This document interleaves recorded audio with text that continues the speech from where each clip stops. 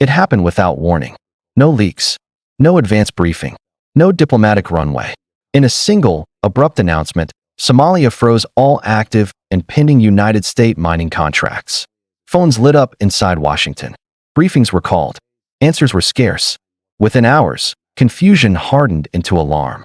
For years, United States companies had quietly secured access to Somalia's vast, largely untapped mineral reserves. Now, overnight, those doors slammed shut, and no one in Washington saw it coming.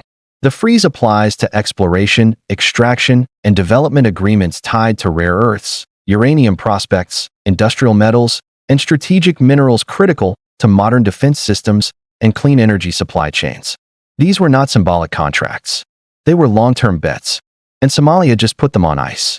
Somalia's Energy and Mineral Resources Ministry moved fast.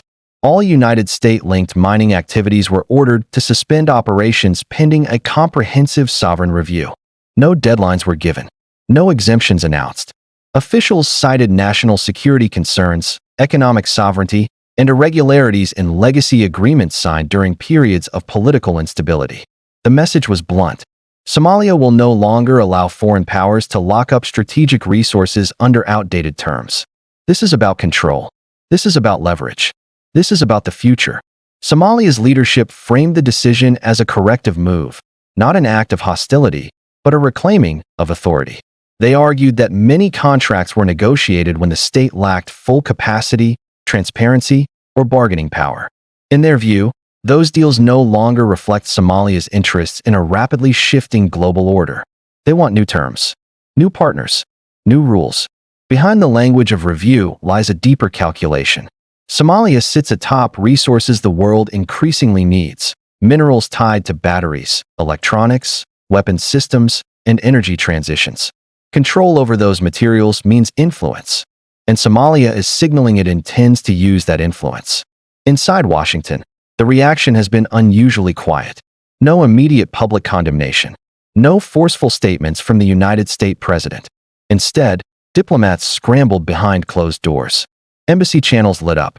Emergency cables were sent. Trade and security officials demanded clarity. The concern is obvious. If Somalia can do this, swiftly and unilaterally, others might follow. For years, the United States approach to African resources relied on stability through contracts, long timelines, and assumed compliance. That assumption is cracking. African officials watching this unfold see more than a contract dispute. They see precedent. Across the continent, governments are reassessing old mining agreements signed under pressure, debt, or security dependency. From the Sahel to East Africa, leaders are asking the same question. Why are we exporting raw wealth while importing poverty? Somalia's move fits into a wider global South pushback against Western resource dominance. Not loud, not ideological, strategic. Control the ground, control the contracts, control the future. Regional reactions came fast. African policy circles praised Somalia's assertion of sovereignty, calling it overdue and instructive. Some officials privately admitted they are studying similar legal pathways to revisit foreign mining concessions. Rival global powers took note immediately. China, already deeply embedded in African infrastructure and mining, sees opportunity. Russia, seeking strategic footholds, sees leverage. Gulf states, flush with capital, see new entry points. If United States companies lose ground, others are ready to step in. That reality is unsettling for Washington. Mining contracts are not just about revenue. They are about supply chains, defense readiness, technological dominance. Rare earth shortages ripple through weapons systems, satellite production, and energy grids. A prolonged freeze in Somalia could disrupt future access and embolden competitors. Economically, United States firms face immediate losses. Exploration budgets wasted. Equipment idled. Years of negotiation erased. Geopolitically, the signal is sharper. Somalia is no longer a passive arena for external competition. It is an actor, and actors choose. The stakes rise if the freeze becomes permanent. Renegotiated contracts could favor non-Western partners. Royalties could increase. State ownership could expand. That model threatens the low-cost, high-access arrangements Western companies have long relied on. The United States president now faces a dilemma. Push too hard and risk accelerating anti-Western alignment. push too softly and appear irrelevant. Silence buys time, but time favors Somalia. Every day, without reversal, normalizes the freeze. Every week encourages imitation. Already, whispers circulate in African capitals. If Somalia can do it, why not us? Why not suspend cobalt deals? Why not review gold concessions? Why not reclaim lithium fields? This is how influence erodes, not with explosions, but with paperwork. One contract review at a time. Somalia's decision may look technical. It is anything but. It is a stress test of power. Who sets the terms in Africa's resource future? Who writes the rules when the old ones no longer serve? For decades, the answer was assumed.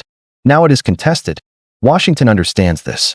That is why the alarm is real, even if the statements are muted. This is not just about Somalia. It is about momentum. If this freeze holds, Africa-United States relations enter a new phase. Less deference, more negotiation, more risk. The era of automatic access is ending.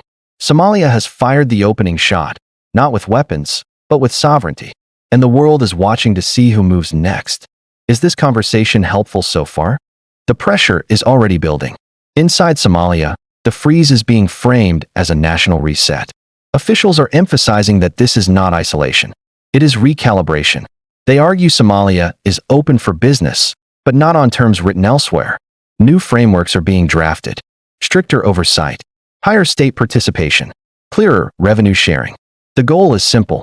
If resources leave Somali soil, value must stay behind. That message resonates far beyond Mogadishu. In African universities, policy institutes, and military academies, this moment is being dissected in real time. Students call it economic decolonization. Strategists call it leverage recovery. Politicians call it overdue.